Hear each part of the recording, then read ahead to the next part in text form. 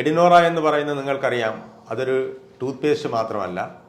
ദന്തസംരക്ഷണം നിങ്ങളെ പഠിപ്പിക്കുന്നതോടൊപ്പം തന്നെ, അല്ലെങ്കിൽ അതിനെക്കുറിച്ച് നിങ്ങൾക്ക് അറിവുകൾ പകരുന്നതിനോടൊപ്പം തന്നെ, ഞങ്ങൾ മറ്റ് ശരീരത്തിൻ്റെ പ്രശ്നങ്ങളും കൂടി സോൾവ് ചെയ്ത് നിങ്ങൾ പൂർണ്ണ ആരോഗ്യവാന്മാരായിരിക്കുന്നതിന് വേണ്ടിയിട്ടാണ് നമ്മൾ ശ്രമിക്കുന്നത്. അപ്പോൾ അതിൽ ഇന്ന് നിങ്ങൾക്ക് ചെയ്യാവുന്ന ഏറ്റവും വലിയൊരു സഹായം എന്ന് പറയുന്നത്, ഞങ്ങളുടെ കൂടെ ഒരു വിദഗ്ധനായ ഹാർട്ട് സ്പെഷ്യലിസ്റ്റ് ഉണ്ട്. അദ്ദേഹം എന്നോട് പറഞ്ഞത് 2.5 പതിറ്റാണ്ടെന്നാണ്. അത് ഈ ഹൃദയാലയ ഹാർട്ട് ഫൗണ്ടേഷൻ തുടങ്ങിയിട്ടാണ്. അപ്പോൾ അതിനു മുമ്പും അദ്ദേഹം ഡോക്ടറായിട്ട് സേവനം അനുഷ്ഠിച്ചിട്ടുണ്ടെന്നാണ് ഞാൻ മനസ്സിലാക്കുന്നത്. ഡോക്ടർ, ഇന്നിപ്പോൾ ഹൃദ്രോഗം വലിയൊരു പ്രശ്നമാണ്. ഈ ഹൃദ്രോഗം വരാതിരിക്കാനായിട്ട് എന്തൊക്കെ കാര്യങ്ങളാണ് ശ്രദ്ധിക്കേണ്ടത്? അപ്പം ഹൃദ്രോഗം വരാതിരിക്കണമെങ്കിൽ നമ്മൾ ആദ്യം അതിൻ്റെ അമ്മയുടെ ഗർഭസ്ഥ ശിശുവായിരിക്കുമ്പോൾ തന്നെ കഴിക്കുന്ന ആഹാര രീതിയെപ്പറ്റി ആദ്യം നമ്മൾ ഒരു ബോധവൽക്കരണം ഗർഭിണിക്ക് കൊടുക്കണം. കാര്യം പണ്ട് ആളുകൾ ഗർഭിണിയായിരിക്കുമ്പോൾ തന്നെ പലഹാരം തീറ്റി ഉണ്ടായിരുന്നു. എണ്ണ, കൊഴുപ്പ് എല്ലാം കൂടെ വാങ്ങിച്ച് കഴിക്കും. എന്നാൽ ജോലി ചെയ്യത്തൂല. ഗർഭിണിയാകുമ്പോൾ വലുതായിട്ട് ജോലി ചെയ്യാൻ പറ്റും. അപ്പോൾ ഈ കൊഴുപ്പെല്ലാം കൂടെ അടിയും. അതുപോലെ ഡിസ്ലൈപ്പിഡീമിയ എന്ന് പറഞ്ഞൊരു സ്റ്റേജ് ഉണ്ടാവും. തൈറോയ്ഡ് ഡിസീസ് അമ്മയ്ക്കുണ്ടെങ്കിൽ കൊച്ചിന് പുറത്ത് വരുമ്പോൾ ഹൈപ്പോ തൈറോയിഡിസം വരാനുള്ള ചാൻസ് ഉണ്ട്. അപ്പോൾ ഇതുകൊണ്ട് നമ്മൾ ഇവർക്കെല്ലാം ഒരു ഹിസ്റ്ററി എടുക്കുമ്പം ജനറ്റിക് നമ്മൾ ഡീറ്റെയിൽഡായിട്ട് തരുന്നത്, അമ്മയുടെ ഗർഭസ്വമായിരിക്കുമ്പോൾ എന്തൊക്കെ ആഹാരം കഴിച്ചു, അവർക്ക് എന്തൊക്കെ അസുഖമുണ്ട്, അത് പുറത്ത് വരുമ്പോഴത്തേക്ക് ഇന്ന അസുഖം വരാനുള്ള ചാൻസ് ഉണ്ടെന്ന് നമ്മൾ മനസ്സിലാക്കണം. അപ്പോൾ അവരെ ലൈഫ് സ്റ്റൈൽ കംപ്ലീറ്റ് ചേഞ്ച് ചെയ്തിരിക്കണം. അതാണ് പ്രൈമോഡിയൽ പ്രിവെൻഷൻ എന്ന് പറയുന്നത്. ഇപ്പോൾ എക്സാമ്പിൾ, കുടുംബത്തിൽ അച്ഛനും അമ്മയ്ക്കും പ്രഷർ, ഡയബറ്റീസ് ഉണ്ടെങ്കിൽ കുട്ടി എന്തായാലും ഡയബറ്റിക് ആവും. 100% ഡയബറ്റീസ് ആവാൻ ചാൻസ് ഉണ്ട്. അപ്പോൾ ഇവരെ എക്സസൈസ് തെറാപ്പി, ഡെയിലി അരമണിക്കൂർ എക്സസൈസ് ചെയ്യുക. കുട്ടികളായാലും ശരി, അതിൻ്റെ പ്രായം കുറച്ച് കൂടുതലായാലും ശരി, അവരെ അരമണിക്കൂർ എക്സസൈസ് ചെയ്യിപ്പിച്ചേ പറ്റുള്ളൂ. അത് ചുമ്മാതിരുന്ന് ടി വിയുടെ ഫ്രണ്ടിൽ ഇരുന്ന് മിക്സർ നിന്നുകൊണ്ടിരുന്നാൽ പിന്നെ എങ്ങനെ ഇവർക്ക് ഹാർട്ട് അറ്റാക്ക് വരാതിരിക്കുകയുള്ളൂ. അതുകൊണ്ട് ഞാനതെപ്പോഴും ഇവർക്ക് ഞാൻ ചെയ്യുന്ന ഒരു രീതി പറഞ്ഞുതരാം. ഞാൻ 5:30 എഴുന്നേക്കാറുണ്ട്, അരമണിക്കൂർ വായിക്കാറുണ്ട്, ലേറ്റസ്റ്റ് കാര്യങ്ങൾ വായിക്കും. 5:30 6 മണിയാകുമ്പോൾ അവിടെ നിന്ന് ഇറങ്ങും, സൈക്കിൾ എടുക്കും. ഈ 66-67 വയസ്സിൽ സൈക്കിൾ എടുത്ത് ചവിട്ടും അരമണിക്കൂർ. സൈക്കിൾ റെഡിയായിട്ട് വരുമ്പോൾ അടുത്ത നമ്മുടെ സ്വിമ്മിംഗ് പൂളുണ്ട്, നമുക്ക് അവിടെ പോയിരുന്ന് അരമണിക്കൂർ. എൻ്റെ ഫ്ലാറ്റിൽ തന്നെ സ്വിമ്മിംഗ് പൂളുണ്ട്. അരമണിക്കൂർ വെള്ളത്തിൽ കിടന്ന് നീന്തും. ഇത് കഴിയുമ്പോഴത്തേക്കും നമ്മളെ ബോഡിയുടെ രക്തഓട്ടം എല്ലായിടത്തും ഈക്വലായി കഴിഞ്ഞ് ഡെപ്പോസിഷൻ വരത്തില്ല. അപ്പോൾ ഹൃദ്രോഗം വരാനുള്ള ചാൻസ് കുറവായിരിക്കും. അതാണ് എൻ്റെ ബേസിക്സ്. ഇത് ആരും ചെയ്യാറില്ല. എല്ലാവരും ടെൻഷൻ പിടിച്ച് കുട്ടികളെ പഠിപ്പിക്കുക, അവരെ ട്യൂഷൻ ഉണ്ടാക്കുക, അത് കഴിഞ്ഞ് വീട്ടിൽ വരിക, കുളിക്കത്തില്ല, പല്ല് തേക്കത്തില്ല, അവസാനം ഓറൽ കാവിറ്റിയിൽ ഇൻഫെക്ഷൻ വരും. ആ ഇൻഫെക്ഷൻ ലീഡ്സ് ടു ഇൻഫ്ലമേഷൻ. ഇൻഫ്ലസോം എന്ന് പറയുന്ന വൈറസ് ഫീവർ. ഒരുപാട് പേർക്ക്, എനിക്ക് വൈറസ് ഫീവർ വന്നിട്ടില്ല, ഞാൻ ഉള്ള കാര്യം തുറന്നു പറഞ്ഞു. എനിക്ക് വൈറസ് ഫീവർ വരാതിരിക്കാൻ ഞാൻ ലൈഫ് സ്റ്റൈൽ കൊണ്ട് തന്നെ എനിക്ക് പറ്റുന്നില്ല. ഒരു ആൻറ്റിബയോട്ടിക് എടുക്കാറേ ഇല്ല. പണ്ടങ്ങനെയല്ല. അന്ന് ആളുകൾ വന്ന ഉടനെ അവർ അമോക്സിസിൽ ചുമ്മാ എടുത്തിട്ട് കഴിക്കും. ബോഡിയുടെ റെസിസ്റ്റൻസ് പോകും. അപ്പോൾ ഇത് കഴിയുന്നത് എടുക്കാതെ നമ്മുടെ ബോഡിയെ മൊബിലൈസ് ചെയ്ത് നമ്മുടെ ഈ പ്രകൃതിദത്തമായ ഫുഡുകൾ എന്ന് വെച്ചാൽ നമ്മുടെ വെണ്ടയ്ക്ക, വെള്ളരിക്ക, പാവയ്ക്ക, കത്തിരിക്ക തുടങ്ങിയ സാധനങ്ങൾ ഉപയോഗിച്ച് കഴിയുമ്പം നമ്മുടെ പ്രതിരോധശേഷി കൂടും. അപ്പോൾ പ്രമേഹരോഗം ഉള്ളവർക്ക് എപ്പോഴായാലും നമുക്ക് ഈ ഇൻഫെക്ഷൻ വരും. ഇൻഫ്ലമേഷൻ, ഇൻഫ്ലസോം വന്നിട്ട് കൊറോണറി ഡിസീസ് വരുന്നു. അതാണ് ഇവിടെ Keralam number 1 in heart attack, number 1 in diabetes, number 1 psychiatric disease, number 1 in cancer. എന്തുകൊണ്ടാണ്? ഇവിടെ ഇത് നടക്കുകയാണ്. നല്ലൊരു ഫെർട്ടൈൽ ലാൻഡാണ് കേരളം. ആ ഫെർട്ടൈൽ ലൈനിൽ നമ്മൾ നല്ലവണ്ണം ബോധവൽക്കരണം കൊടുത്തില്ലെങ്കിൽ, റോബോട്ടിക് സംവിധാനം കൊണ്ടുവന്നില്ലെങ്കിൽ നമ്മൾ വേൾഡിൽ നമ്പർ 1 ആയിട്ട് വരും. അത് പ്രിവെൻറ്റ് ചെയ്യാനും ലോകത്തിലെ നമ്പറാവും. ഇപ്പോൾ ഇന്ത്യയിൽ നമ്പർ 1 കേരളം. അത് വരാതിരിക്കാനായിട്ടാണ് ഞാനിപ്പോഴേ ഈ റോബോട്ടിക് സംവിധാനം കൊണ്ടുവന്ന് ഇവരെ മെഷീനുമായിട്ട് ഏകോപനം നടത്തും. ഏകോപിപ്പിച്ചിട്ട് ഇവരെ 2 പേരും കൂടെ ചേർന്ന് ചികിത്സിക്കണം. അടുത്തൊരു കോംപ്ലിക്കേറ്റഡ് ക്വസ്റ്റ്യൻ ആണ്. ഹൃദ്രോഗം ഒരാൾക്ക് വരാൻ പോവുകയാണ്, ഓക്കെ, പക്ഷെ സാധാരണഗതിയിൽ ആർക്കും അറിയാൻ കഴിയില്ല. ഇയാൾക്ക് തിരിച്ചറിയുന്നതിന് വേണ്ടിയിട്ടുള്ള എന്തെങ്കിലും ടിപ്പുകൾ നമുക്ക് പറഞ്ഞു കൊടുക്കാൻ പറ്റുമോ? നിങ്ങളൊരു ഹൃദ്രോഗത്തിലേക്ക് പോവുകയാണ് എന്ന് അതാണ് നമ്മൾ പ്രെഡിക്റ്റ് ചെയ്യാൻ പറ്റും. നമ്മുടെ സിംറ്റം ഈ നമ്മുടെ ആർട്ടിഫിഷ്യൽ ഇൻ്റലിജൻസ് ഉപയോഗിച്ച് പ്രഡിക്റ്റ് ചെയ്യാൻ പറ്റും. അതാണ് ഡയബറ്റീസ് പ്രഡിക്റ്റ് ചെയ്യാൻ പറ്റും, ഹൃദ്രോഗം പ്രഡിക്റ്റ് ചെയ്യാൻ പറ്റും. അതിനൊരു പ്രോഗ്രാം ഉണ്ട്. അതിൽ നമ്മുടെ ഡാറ്റ അതുപോലെ ഇടണം. അപ്പം ഈ ഡാറ്റകളെല്ലാം ബിഗ് ഡാറ്റ അനാലിസിസ് ചെയ്തിട്ട് നമ്മൾ കൊടുക്കുന്നത്, എനിക്കൊരു ഇടതുവശത്തെ നെഞ്ചിനൊരു ചെറിയ വേദന, ഇത്തിരി ശ്വാസം മുട്ടുമുണ്ട്, ഫാമിലിയിൽ അമ്മയ്ക്കും അച്ഛനും ചെറുതായിട്ട് ഹാർട്ട് അറ്റാക്ക് വരാറുണ്ടെന്ന് പറയുമ്പോൾ അവൻ പറയും this is your heart attack, predict ചെയ്യും. So you have to do the follow, ഈ പറയുന്ന മെഷേഴ്സ് ചെയ്യണമെന്ന് പറഞ്ഞ് ടിപ്പ് തരും. ആ ടിപ്പിൽ ആദ്യം പറയുന്നത് intense life style modification and dietary energy. അയാളുടെ ഈ റോബോട്ട് നമ്മളെ കണ്ടുപിടിക്കുന്നത് ഇത്ര കലോറിയെ കഴിക്കാൻ പറ്റുള്ളൂ എന്നാണ് മെസ്സേജ് കൊടുക്കാൻ പറ്റും. ഇപ്പോൾ എൻ്റെ കലോറി കഴിക്കും 1050 കലോറിയെ കഴിക്കാവൂ. ഇത് ചെയ്ത് കഴിഞ്ഞാൽ പ്രിവെൻറ്റ് ചെയ്യാം. ഇതാണ് പ്രിവെൻറ്റീവ് കാർഡിയോളജി. ഇതാരും പാലിക്കില്ല. ചിക്കൻ കാണുമ്പോൾ അത് ഫ്രണ്ടിലെടുത്ത് എണ്ണയും പോയി പൊരിച്ചെടുത്ത് കഴിക്കുക, മറ്റേ ഇത് മറ്റേ ഓയിലി ഫുഡ് കഴിക്കുക, വട ദിവസവും കഴിക്കുക. ഇവർക്കൊക്കെയാണ് ഈ ഫാറ്റ് അവിടെ ചെല്ലുമ്പോഴത്തേക്ക്, അല്ലെങ്കിൽ heated oil is dangerous. That is cold vascular injury ഉണ്ടാക്കും. ഇഞ്ചുറി വ്രണം ഉണ്ടാകുമ്പോഴത്തേക്ക് അവിടെ ക്ലോട്ട് വന്ന് ഒട്ടും അറ്റാക്ക് വരും. അപ്പോൾ ഇത് ഒരു ഭയങ്കര ഒരു ലെസണാണ് ഈ റോബോട്ടിക് ഉപയോഗിച്ച് ഞാൻ കൊടുക്കാൻ പോകുന്നത്. ഒരു ഡേറ്റ രോഗിയുടെ കൊടുക്കുക, അവനപ്പോൾ പ്രഡിക്റ്റ് ചെയ്യുന്ന വെച്ചുകൊണ്ട് ലൈഫ് സ്റ്റൈൽ മാറ്റുക. ഇൻറ്റൻസ് ലൈഫ് സ്റ്റൈൽ കൊണ്ടുവന്നു കഴിഞ്ഞാൽ ഹൃദ്രോഗത്തിനെ നമുക്ക് പ്രിവെൻറ്റ് ചെയ്യാം.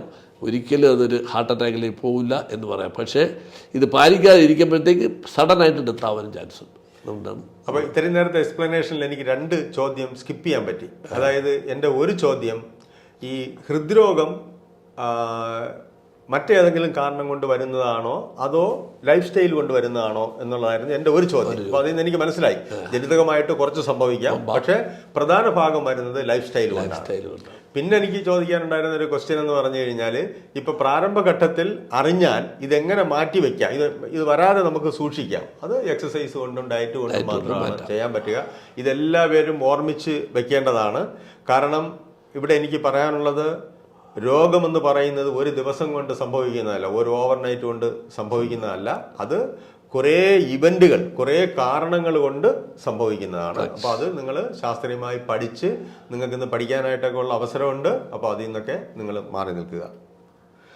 ഹൃദ്രോഗത്തിൽ ഏറ്റവും അപകടകരമായ ഘട്ടങ്ങൾ ഏതൊക്കെയാണ്? ഒരാളിന് ഹൃദ്രോഗം വന്നു, ഘടകങ്ങൾ ഏതൊക്കെയാണ്? ഘടകങ്ങൾ അത് ഒരു conventional and emerging risk factor രണ്ടായിട്ട് തരംതിരിക്കണം. കൺവെൻഷൻ എന്ന് വെച്ചാൽ ഏജ്, വയസ്സ് 75 വയസ്സുള്ളവർക്ക് ഹൃദ്രോഗം വരിക എന്നുള്ളത് സാധാരണയാണ്.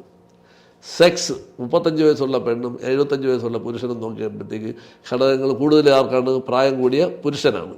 സ്ത്രീകൾക്ക് അവരുടെ ഹോർമോൺ ഒരു പ്രൊട്ടക്റ്റിംഗ് പോയിൻ്റാണ്, ഈസ്ട്രോജൻ. അവർക്ക് സപ്പോർട്ട് ചെയ്യും. പുരുഷന് സപ്പോർട്ടില്ല, ഈസ്ട്രോജൻ ഇല്ല. അതുകൊണ്ട് അവരാണ് ഹാർട്ട് ഡിസീസിൽ വരാനുള്ള ഘടകങ്ങൾ. അപകട ഘടകങ്ങൾ പുരുഷനാണ്.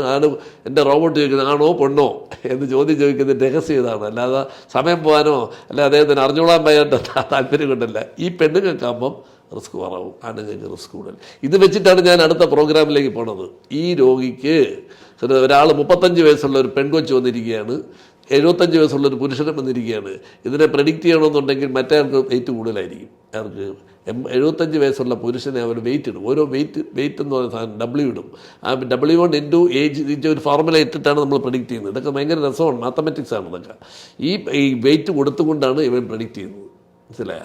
ഇതിനാണ് കൺവല്യൂഷണൽ ന്യൂറൽ നെറ്റ്വർക്ക് എന്ന് ഉപയോഗിക്കുന്നത്. ബ്രെയിനിലെ നെറ്റ്വർക്ക് പോലെ ഈ നമ്മളെ ഡാറ്റയ്ക്ക് നെറ്റ്വർക്കുണ്ട്. ബ്രെയിനിൽ ഒരു ന്യൂറോൺ ഒരു സെല്ല് റിസീവ് ചെയ്തിട്ട് നമ്മളെ ഡാറ്റ കൊടുക്കുകയാണ്, ഇൻപുട്ട് കൊടുത്തുകൊണ്ടിരിക്കുക. അപ്പോൾ അവൻ്റെ വെയിറ്റ് കൂടും. 12 റിസ്ക് ഫാക്ടർ ഉള്ളവനും 3 റിസ്ക് ഫാക്ടറിൻ്റെ വെയിറ്റ് വ്യത്യാസമുണ്ട്. This is basic mathematics. ഇത്രയേ ഉള്ളൂ കാര്യം. അപ്പോൾ ഇത് ന്യൂറോണാണ്, ഇവിടെ നിന്നൊരു വെയിറ്റ് കൊടുക്കുക, ഇവിടെ നിന്നൊരു റിസ്ക് ഫാക്ടറിൻ്റെ ഇൻപുട്ട്, ഇവിടെ വേറെ റിസ്ക് ഫാക്ടർ, ഫാമിലി ഹിസ്റ്ററി, മുകളിലിരുന്ന് അയാളുടെ വയസ്സ് കൊടുക്കുമ്പം ഇതിൻ്റെ വെയിറ്റ് വരുമ്പോൾ ആ ന്യൂറോണിനകത്ത് പ്രോസസ്സിങ് നടക്കുമ്പം ഇങ്ങനെ വെയിറ്റ് 34 എന്നുള്ള വെയിറ്റാണ് കൊടുക്കുന്നത്. അപ്പോൾ ഇദ്ദേഹം low risk category. Diabetes, hypertension, family history, liquor ഉപയോഗിക്കുന്ന ആൾ, ഹൈപ്പർ ടെൻഷൻ, ഇതെല്ലാം കൂടെ കൊടുക്കുമ്പോൾ അവൻ്റെ വെയിറ്റ് 95. സോ ഇതിനെ പ്രെഡിക്റ്റ് ചെയ്യുമ്പോൾ he has a high chance of getting. ഇത് കമ്പ്യൂട്ടറിനെ പഠിപ്പിക്കുന്നതാണ് ഡോക്ടറുടെ ജോലി. അപ്പോൾ ഡോക്ടറാണ് അവിടുത്തെ brain, not the mathematics. Mathematics ഒരു പ്രഡിക്റ്റ് ചെയ്യാൻ പോകുന്ന ഒരു ഉപകരണം മാത്രമേ ഉള്ളൂ. സത്ത് കണ്ടുപിടിക്കുന്ന സൗണ്ട് ഉണ്ടെങ്കിൽ ഇത് ഡിറ്റക്ട് ചെയ്തിട്ട് പ്രഡിക്റ്റ് ചെയ്യും. This is what is called artificial. അപ്പോൾ ഇവിടെ എൻ്റെ അടുത്ത് ചോദിച്ച അപകട പഠനങ്ങൾ കൺവെൻഷണൽ ഞാൻ പറഞ്ഞു. സെക്സ്, ഏജ്, പിന്നെ ഡയബറ്റീസ്, ഹൈപ്പർ ടെൻഷൻ, ഇതൊക്കെ കൺവെൻഷനാണ്. ഇത് പണ്ട് മുതൽ ക്രിസ്തു ജനിക്കുന്നതിന് മുമ്പേ പറ്റിയിട്ടുള്ള കാര്യങ്ങളാണ് ഇതൊക്കെ. പ്രമേഹരവും അന്നും ഉണ്ടായിരുന്നത്. ബിഫോർ ക്രൈസ്റ്റ് ഈജിപ്ഷ്യൻ മമ്മികളിൽ പ്രമേഹരം ഉണ്ടെന്ന് കണ്ടുപിടിച്ചിട്ടുണ്ട്. അപ്പോൾ അന്നും ഡയബറ്റീസ് ഉണ്ട്, ഇന്നും ഉണ്ട്. ഇന്നും കൂടി അന്നത്ര ഇല്ല എന്നേ ഉള്ളൂ. അപ്പോൾ ഇവിടെ എമർജിങ് റിസ്ക് ഫാക്ടറാണ് നമ്മൾ ചിന്തിക്കേണ്ടത്. അതാണ് TPA, tissue plasminogen activator, homocysteine and some dyslipidemia. ഇതൊക്കെയാണ് ചിലപ്പോൾ high HDL, high triglyceride, low HDL. ഇതൊക്കെ ഒരു ന്യൂവർ റിസ്ക് ഫാക്ടേഴ്സാണ്. ഈ ട്രൈഗ്ലിസറൈഡ് പണ്ട് ആരും മൈൻഡ് ചെയ്യില്ലായിരുന്നു. ഇപ്പം 346 triglyceride chance of getting heart attack ഉണ്ടെന്ന് തെളിയിച്ചതാണ് എമർജിങ് റിസ്ക് ഫാക്ടർ. ഇത് രണ്ടിൻ്റെയും വാല്യൂ നമ്മൾ ഈ ഡാറ്റയിൽ ഇട്ട് കൊടുത്താൽ അവൻ പ്രഡിക്റ്റ് ചെയ്യും. എമർജിങ് റിസ്ക് ഫാക്ടറിൽ already he has a score of 12 and newer risk factorial score 30. ഇത് രണ്ടും കൂടെ ആഡ് ചെയ്തിട്ട് അവൻ പറഞ്ഞോടും 76 is the risk factor, so he has a possibility of getting heart attack. നല്ലൊരു ക്വസ്റ്റ്യനാണ് പ്രഭാകരൻ്റെത്. അതിൻ്റെ കറക്റ്റ് ആൻസറാണ് മാത്തമാറ്റിക്സ് വെച്ച് ഞാൻ പറഞ്ഞത്. ഓക്കെ, ശരി. ഇപ്പോൾ ഒരു രോഗി അങ്ങയുടെ അടുത്ത് വന്നു. നമ്മുടെ ഫസ്റ്റ് പ്രൈമറി ഡയഗ്നോസിസ് കൊണ്ട് നമുക്ക് മനസ്സിലായി ഇദ്ദേഹത്തിന് ഹൃദ്രോഗം ഉണ്ട്. ഡോക്ടർ എങ്ങനെയാണ് അതിനെ ആ രോഗിയെ സമീപിക്കുന്നത്? അയാളെ അതിൽ നിന്ന് റിലീഫ് ചെയ്ത് കൊണ്ടുവരാനായിട്ട് എങ്ങനെയാണ്? അത് നമ്മൾ ആദ്യം ഡയഗ്നോസിസ് എത്തിക്കഴിഞ്ഞു, ഹാർട്ട് അറ്റാക്ക് എന്ന് എത്തിക്കഴിഞ്ഞു. ഇനി അദ്ദേഹത്തിൻ്റെ 2 ക്വസ്റ്റ്യനെ ചോദിക്കുള്ളൂ. നിങ്ങൾക്ക് അക്യൂട്ട് ഹാർട്ട് അറ്റാക്കാണ്, ആൻജിയോപ്ലാസ്റ്റി എന്ന് പറഞ്ഞൊരു ചികിത്സാ രീതിയുണ്ട്, മെഡിക്കൽ ട്രീറ്റ്മെൻറ്റുണ്ട്, സർജിക്കൽ ട്രീറ്റ്മെൻറ്റ്, 3 എണ്ണമുണ്ട്. പക്ഷേ ആൻജിയോഗ്രാം ചെയ്തെങ്കിൽ മാത്രമേ ഇതിന് ബൈപ്പാസ് ചെയ്യണോ അതോ ആൻജിയോപ്ലാസ്റ്റി ചെയ്യണോ എന്ന് പറയാൻ പറ്റുള്ളൂ. അതുകൊണ്ട് അദ്ദേഹത്തിൻ്റെ ആദ്യം ആൻജിയോഗ്രാമിനെ പറ്റി ഒരു വിശദീകരണം കൊടുക്കും. എന്താണ് ആൻജിയോഗ്രാം? കൈയുടെ രക്തക്കുഴലുകളിലൂടെ ഒരു ഡൈ ഇഞ്ചെക്ട് ചെയ്ത് ഹൃദയത്തിൻ്റെ നാനാഭാഗങ്ങളിലുള്ള രക്തം എവിടെയൊക്കെ ബ്ലോക്കാണെന്ന് കണ്ടുപിടിക്കണമെങ്കിൽ അത് ചെയ്തേ പറ്റുള്ളൂ. അതാണ് ഗോൾഡ് സ്റ്റാൻഡേർഡ് എന്ന് പറയുന്നത്. ആ സ്റ്റാൻഡേർഡിൽ പറയുകയാണ് അദ്ദേഹത്തിന് ഒറ്റ വെസലേ ഉള്ളൂ ആൻജിയോപ്ലാസ്റ്റി ചെയ്യുക. അദ്ദേഹത്തിന് ലൈഫ് സ്റ്റൈൽ മോഡിഫൈ ചെയ്യുമ്പോഴത്തേക്ക് അയാൾക്ക് ഒരു അറ്റാക്ക് വരാതെ കൊണ്ടുപോകാം. ഇതാണ് എൻ്റെ ഒരു ട്രീറ്റ്മെൻറ്റ്. രണ്ടാമത്തെ ട്രീറ്റ്മെൻറ്റ് 3 രക്തക്കുഴലും ബ്ലോക്കാണ്. ഇദ്ദേഹത്തിന് നമ്മൾ എന്ത് ചെയ്യണം? ബൈപ്പാസ് അഡ്വൈസ് ചെയ്യും. അപ്പോൾ അവർ പറയും എനിക്ക് ബൈപ്പാസ് ഒന്നും വേണ്ട. കാര്യം ഇന്നലെ ഒരാൾ ബൈപ്പാസ് ചെയ്യണമെന്ന് പറഞ്ഞാൽ ഞങ്ങൾക്ക് വേണ്ടാന്ന് പറയുന്നത്, എനിക്ക് ആൻജിയോപ്ലാസ്റ്റി മതി എന്ന് അവർ പറയും. അപ്പോൾ ഇതിൻ്റെ ഫലങ്ങളെല്ലാം നമ്മൾ പറഞ്ഞ് മനസ്സിലാക്കണം. ഇത് നെഞ്ച് തുറന്നിട്ടുള്ള ഓപ്പറേഷനാണ്, അത് ചെയ്യുമ്പോഴത്തേക്ക് കോംപ്ലിക്കേഷനൊക്കെ വരാം, വേണമെങ്കിൽ അത് ചെയ്താൽ ഇത്ര നാൾ ജീവിച്ചിരിക്കും എന്നുള്ളതെല്ലാം നമ്മൾ പഠിപ്പിക്കും. ഇല്ലെങ്കിൽ റോബോട്ടിനെ കൊണ്ട് പഠിപ്പിക്കും. ഞാൻ ഇതിൻ്റെ പ്രിൻ്റ് ഔട്ട് കൊടുക്കും, ഇതാണ് കോംപ്ലിക്കേഷൻ. അപ്പോൾ അവർ പറയും നിങ്ങൾക്ക് ബൈപ്പാസ് വേണ്ട, ഇനി മെഡിക്കൽ മാനേജ്മെൻറ്റ് മതി എന്ന് പറയും. ഇതിന് 3-നുള്ള പെർസെൻറ്റേജ് ഞാൻ പറഞ്ഞുതരാം. 30-40% ഉള്ളൂ ആൻജിയോപ്ലാസ്റ്റി സക്സസ്. പിന്നെ 90% സക്സസ് പറയാൻ പറ്റില്ല. അതിന് വീണ്ടും വരാനുള്ള ചാൻസ് ഉണ്ട്. അവർ ക്വസ്റ്റ്യൻ ചോദിക്കും, ഞാൻ ചെയ്താൽ നിങ്ങൾ രക്ഷപ്പെട്ടാ? ഇല്ല.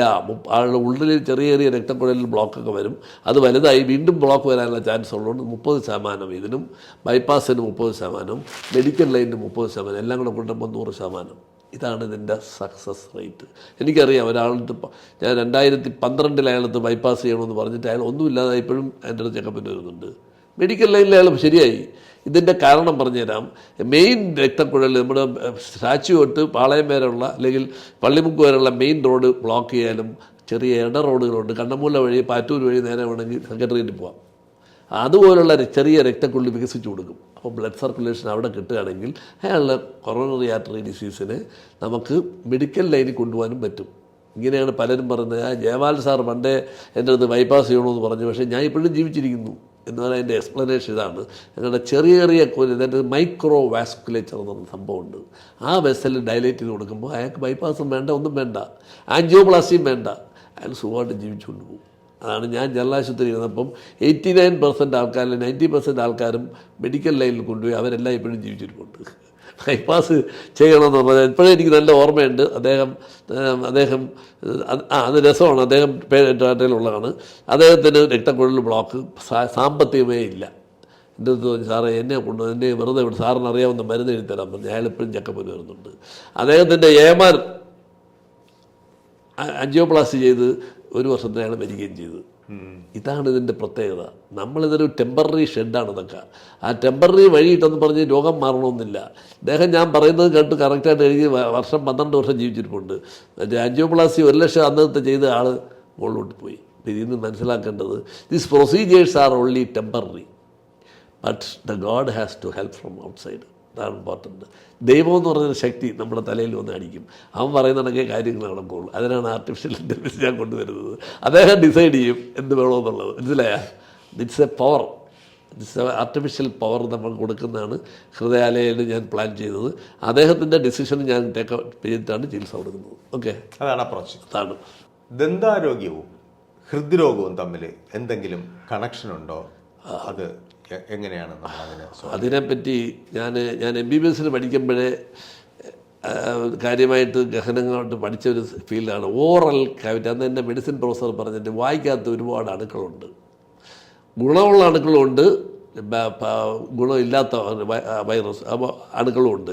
ഇതിനെയാണ് എൻഡമീബ ഗിഞ്ചിവാലിസ് എന്നൊക്കെ പറയും. എൻഡമീബ എന്നൊക്കെ കേൾക്കുമ്പോൾ നമ്മളെനിക്ക് രോഗാണുക്കളാണെന്നല്ല, അതൊക്കെ നമ്മുടെ ശരീരത്തിന് ആവശ്യമുള്ളതാണ്. വായിക്കാത്ത പല രീതിയിലുള്ള ഫുഡ് വരും, വിഷങ്ങൾ വരും, പല നല്ല ഗുണമുള്ള സാധനങ്ങൾ വരും. അപ്പോൾ അതിനെയൊക്കെ എൻഗൾഫ് ചെയ്യും, അതിനെ അങ്ങ് ഉള്ളിലേക്ക് എത്തിക്കണമെന്നുള്ള. ഇപ്പം നല്ല മെഡിസിൻ വരുമ്പോൾ നാക്കിൻ്റെ അടിയിലാണ് ഇടുന്നത്, അത് വളരെ അബ്സോർവ് ചെയ്തുകൊണ്ട് പോകുന്നു. അപ്പം ചില ഡെൻറ്റൽ ഹൈജീൻ എന്ന് പറയുന്നത് വളരെ ഇമ്പോർട്ടൻ്റ് ആണ്.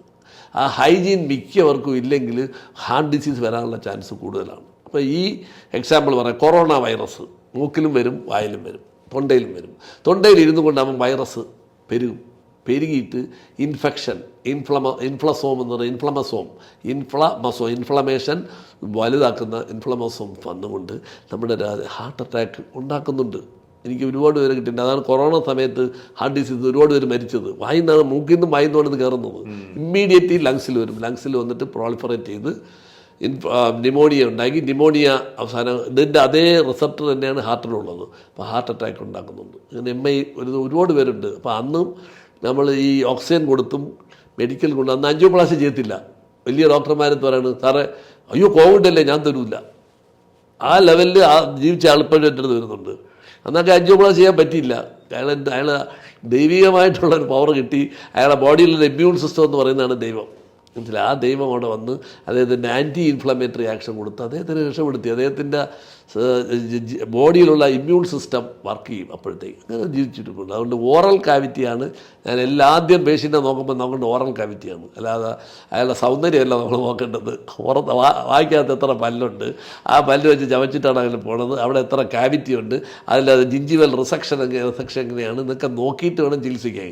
അതല്ലാതെ ഹാർട്ട് അറ്റാക്ക് എന്നുണ്ടെങ്കിൽ ഹാർട്ട് അറ്റാക്കാണ് ECG എടുത്തുകൊണ്ട് പോകാമെന്നും പറയണ്ട. ഇവിടെ നിന്ന് നമ്മൾ തുടങ്ങണം നമ്മുടെ ചികിത്സാ രീതി. Then we will succeed in your treatment. അതാണ് എൻ്റെ ഒരു വിശ്വാസം. പണ്ട് പഠിച്ചത് ഇപ്പോഴും അപ്ലൈ ചെയ്യുന്നുണ്ട്. പലരും അതുകൊണ്ട് ജീവിച്ചിരിപ്പുണ്ട്. ഫസ്റ്റ് ഐ ഗീവ് അതിൻ്റെ കൂട്ടത്തിൽ നമ്മുടെ പ്രത്യേകിച്ച് വയസ്സായ ആൾക്കാർ ഒരു 60-70 വയസ്സൊക്കെ ആകുമ്പോൾ ഇവരുടെ എല്ലാം പ്രൊട്ടക്ഷനൊക്കെ പോകും. അപ്പോൾ അവിടെയൊക്കെ നല്ല ഒരു ഓറൽ ഹൈജീൻ ഒന്ന് കൂട്ടി അവരുടെ ഇമ്മ്യൂൺ സിസ്റ്റം ഒന്ന് ഡെവലപ്പ് ചെയ്യുകയാണെങ്കിൽ ഹാർട്ട് അറ്റാക്ക് പ്രിവെൻറ്റ് ചെയ്യാനാണ് എൻ്റെ വിശ്വാസം. ഈ ഹൃദയ അവസ്ഥകളിൽ നീർവീക്കം ഉണ്ടല്ലോ, ഈ നീർവീക്കം എത്രത്തോളം അപകടകാരികളാണ്? നമ്മുടെ ദന്തരോഗത്തിൽ അത് ഭയങ്കര അപകടകാരിയാണല്ലോ. ഇൻഫ്ലമേഷൻ എന്ന് പറയുന്നത് എന്താണ്? നീർവീക്കമാണ്. എഡിമ അല്ലെങ്കിൽ ഫ്ലൂയിഡ് ഡിറ്റൻഷൻ അവിടെ വരികയാണ്. കാര്യം ബ്ലഡിനകത്ത് ഈ ഇത് വരും, വാട്ട് ഇസ് കോൾഡ് എവിടെ ഇൻഫെക്ഷൻ ഉണ്ടാകുന്നു അല്ലെ അവിടെ ഉടനെ മാക്രോഫേജ് വരും. മാക്രോഫേജ് വന്നിട്ട് അതിൽ നിന്നൊരു കെമിക്കൽസ് ലിബറേറ്റ് ചെയ്യും. അത് ആ കെമിക്കൽസ് വന്നുകൊണ്ട് ഇവിടെ ഒരു നമ്മൾ എവിടെയെങ്കിലും ഒരു പ്രശ്നം ഉണ്ടാകുമ്പോഴേ പോലീസുകാർ വരത്തില്ലേ, ഈ പോലീസുകാർ നമ്മുടെ ശരീരത്തിൽ ഇല്ലാതെ വരുമ്പോഴത്തേക്കാണ് ഇൻഫെക്ഷൻ സ്പ്രെഡ് ചെയ്യുന്നത്. അവിടെ നമ്മളെ ബോഡിയുടെ ഇൻഫ്രാസ്ട്രക്ചർ നന്നായെങ്കിൽ മാത്രമേ ഈ ഇൻഫ്ലസോമിനെയൊക്കെ നമുക്ക് ഇല്ലാതാക്കാൻ പറ്റുള്ളൂ, കൺട്രോൾ ചെയ്യാം. അപ്പോൾ ആ ബോഡിയുടെ സ്ട്രക്ചർ അല്ലെങ്കിൽ ജനറ്റിക് മേക്കപ്പാണ് നമ്മൾ അസുഖം സീരിയസ് ആവുന്നതും സീരിയസ് അല്ലാതാവുന്നതും നമ്മുടെ ബോഡിയുടെ what is called the immune system. ആ ഇമ്മ്യൂൺ സിസ്റ്റം പ്രഭാകരണം ഉള്ളതുകൊണ്ടാണ് ഈ സംഭവങ്ങൾ നമ്മൾ അപ്ലൈ ചെയ്യുമ്പോൾ ഉടനെ ഹീൽ ചെയ്യുന്നത്. അതല്ലെങ്കിൽ ഇറ്റ് വിൽ ടേക്ക് നിയർലി ഒരാഴ്ച പിടിക്കും, സമയം പിടിക്കും. ഒരു ആൻറ്റിബയോട്ടിക് കഴിക്കേണ്ടി വരും. ഇതൊന്നുമില്ലാതെ വരുന്നതാണ് your immune system is good. അപ്പോൾ അത് രക്ഷപ്പെടും. നമുക്കെങ്ങനെ അറിയാം നമ്മുടെ ഇമ്മ്യൂൺ സിസ്റ്റം? അതുകൊണ്ട് ആ പരീക്ഷണത്തിൽ പോകാതെ നമ്മൾ ഇത് തന്നെ അപ്ലൈ ചെയ്ത് കഴിയുമ്പോഴത്തേക്ക് ഇമ്മീഡിയറ്റ് ക്യൂർ കിട്ടുകയും ചെയ്യും, നമ്മളതിൻ്റെ രക്ഷപ്പെടുകയും ചെയ്യും. ഈ പുകവലി വളരെ അപകടകരമായ ഒരു സാധനമാണ്. അത് നമ്മുടെ വായ മുതൽ നമ്മുടെ ശരീരത്തിനെ മൊത്തം ബാധിക്കുന്ന ഒരു സംഗതിയാണ്. അങ്ങനെ ഈ പുകവലിക്കുന്നവർക്ക് എന്താണ് ഒരു നിർദ്ദേശം നമുക്ക് കൊടുക്കാനുള്ളത്? പുകവലി എന്ന് പറയുന്നത് അപ്പോൾ സ്മോക്കിനകത്ത് 120 ഓളം കെമിക്കൽസ് ഉണ്ട്, വിഷപദാർത്ഥങ്ങളുണ്ട്. പൊളോണിയം, മൊൾബിഡിനിയം തുടങ്ങിയ പല കെമിക്കൽസ് അതിനകത്തുണ്ട് ആ സ്മോക്കിൽ. അത് എന്താണ് ചെയ്യുന്നത് വെച്ചാൽ ഇത് ഫ്രീ റാഡിക്കൽ ഇഞ്ചുറി ഉണ്ടാക്കും, മ്യൂക്കോസൽ ഇഞ്ചുറി ഉണ്ടാക്കും, മ്യൂക്കോസീലിയറി ആക്ഷൻ അങ്ങ് പോകും. മ്യൂക്കോസീലിയറി ഉണ്ട്, ഒരു അടുക്കൾ വന്നു കഴിഞ്ഞാൽ അവന് ഇങ്ങനെ തുടച്ച് മാറ്റിക്കളയും. ഇവിടെ അഴുക്ക് വരുമ്പോൾ നമ്മളിതിൽ ഇപ്പോൾ റോബോട്ട് ഒന്ന് തുടങ്ങുന്ന കാലഘട്ടമാണ് ഇപ്പം തനിയെ ക്ലീൻ ചെയ്ത്. അതുപോലെ ഇതിനകത്തുള്ള സീലിയറി ആക്ഷൻ അങ്ങ് പോകുമ്പം അവിടെ തന്നെ ഈ ബാക്ടീരിയകൾ അങ്ങ് കുമിഞ്ഞു കൂടും, ഇൻഫ്ലമേഷൻ ഉണ്ടാവും. അപ്പം ഒന്നാമത്തത് ഈ ടോക്സിനാണത്, injury to the endothelium and mucociliary apparatus producing inflammation, and inflammation leads to coronary artery disease. ഇതാണ് വരുന്നത്. നമ്മൾ ഈ ഇതിൽ ഈ നിങ്ങളുടെ ഈ പേസ് എന്ന് പറയുന്ന സാധനമില്ല, അതിന് ആൻറ്റി ഇൻഫ്ലമേറ്ററി ആക്ഷൻ ഉള്ളതുകൊണ്ടാണ് കൊറോണറി ആർട്ടറി ഡിസീസ് പ്രിവെൻറ്റ് ചെയ്യുന്നത്.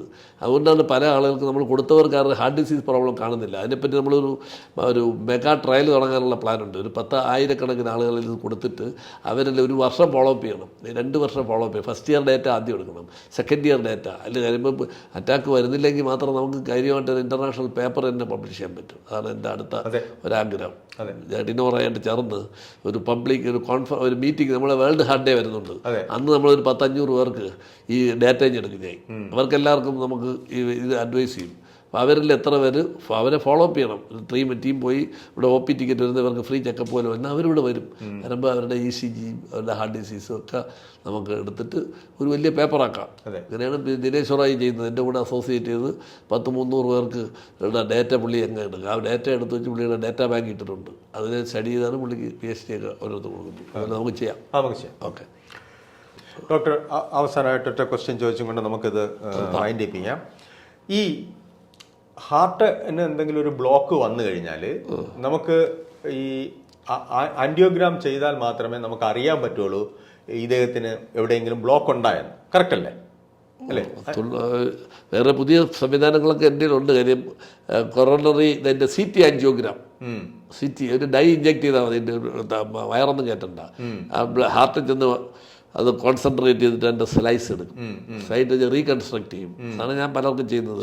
ഒരു ഇഞ്ചക്ഷനും വേണ്ട, ഒന്നും വേണ്ട, പേഷ്യൻ്റെ വിടുക, അരമണിക്കൂർ വീട്ടിൽ പോവാം, ബ്ലോക്ക് എവിടെയെന്ന് കണ്ടുപിടിക്കുകയും ചെയ്യാം. ഇതാണ് CT ആൻജിയോ. അങ്ങനെ നമ്മൾ ബ്ലോക്ക് ഉണ്ട് എന്ന് കണ്ടാൽ ഞാൻ കേട്ടിരിക്കുന്നു ഒരു 4 മണിക്കൂറിനകത്ത് തന്നെ നമ്മൾ ആൻജിയോപ്ലാസ്റ്റി നടത്തി സ്റ്റെൻഡ് ഇടേണ്ടതുണ്ടെങ്കിൽ ഇടണം, ഇല്ലെങ്കിൽ നമ്മൾ ആ വെയിൻ ഡാമേജ് ആയി പോകുമെന്ന് പറയുന്നത്. അതൊക്കെ ശരിയാണ്. കാര്യം നമ്മൾ ദ ടൈം ഈസ് മസിൽ എന്ന് പറയുന്നത് 90% ബ്ലോക്ക് ഉള്ളിടത്തിരുന്ന് ബ്ലോക്കായിരുന്ന മസിൽ ഡെത്താവുമ്പോൾ പിന്നെ വർക്കില്ലാതെ പിന്നെ ഹാർട്ട് ഫെയിലുവറിലേക്ക് പോകും.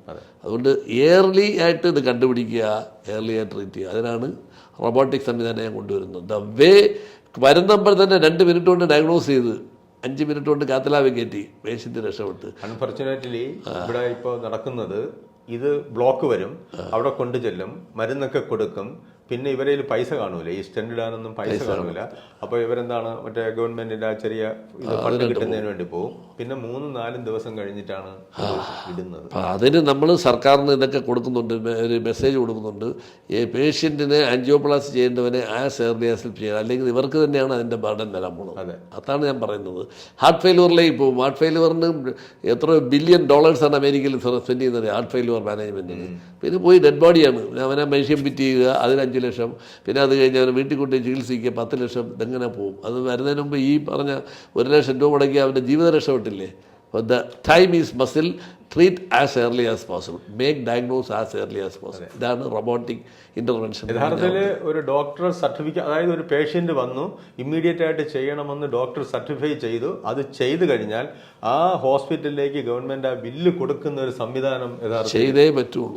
അതിനാണ് നമ്മൾ ഈ വലിയ വലിയ സംഘടനകളടുത്തൊക്കെ ഇത് പറയും, ഈ പൊളിറ്റീഷ്യൻസിനെ ബോധവൽക്കരണം നടത്തുക. അവരിത് ഫണ്ട് മൊബിലൈസ് ചെയ്ത് വരും. ഒരു പൊളിറ്റീഷ്യൻ പാസ്സായി കഴിയുമ്പോൾ അവരുടെ കൺസ്റ്റിറ്റ്യുവൻസിയിലുള്ള ഇങ്ങനെയുള്ളവർക്ക് പ്രത്യേക ഫണ്ട്, ഹെൽത്ത് ഫണ്ട് അവർ കൊടുക്കുകയാണെങ്കിൽ അവർ നമ്മളെ സഹായിക്കുന്നതിന് വലിയ, അവരെ വീണ്ടും ജയിച്ചു വരികയും ചെയ്യും. അതൊക്കെയാണ് എൻ്റെ ആഗ്രഹം. ഓക്കെ. അപ്പോൾ ഡോക്ടർ, നമ്മുടെ എഡിനോറ പ്രേക്ഷകർക്ക് വേണ്ടിയിട്ട് നമ്മുടെ വന്ന് ഇത്രയും സംസാരിക്കുകയും ഇത്രയും വളരെ വിലയേറിയ വിവരങ്ങൾ നമ്മളുടെ പങ്കുവയ്ക്കുകയും ചെയ്തതിൽ പ്രത്യേകം നന്ദി രേഖപ്പെടുത്തുന്നു. ഞങ്ങളുടെ എല്ലാ സഹകരണവും പിന്നെ Hridayalaya heart and robotic research സെൻ്ററുമായിട്ട് ഞങ്ങൾ എന്നും ഉണ്ടാവും. അതുമാത്രമല്ല അങ്ങയുടെ ഗൈഡൻസും ഞങ്ങൾക്ക് ഉണ്ടാവണമെന്ന് അഭ്യർത്ഥിച്ചുകൊണ്ട് നമസ്കാരം. Thank you.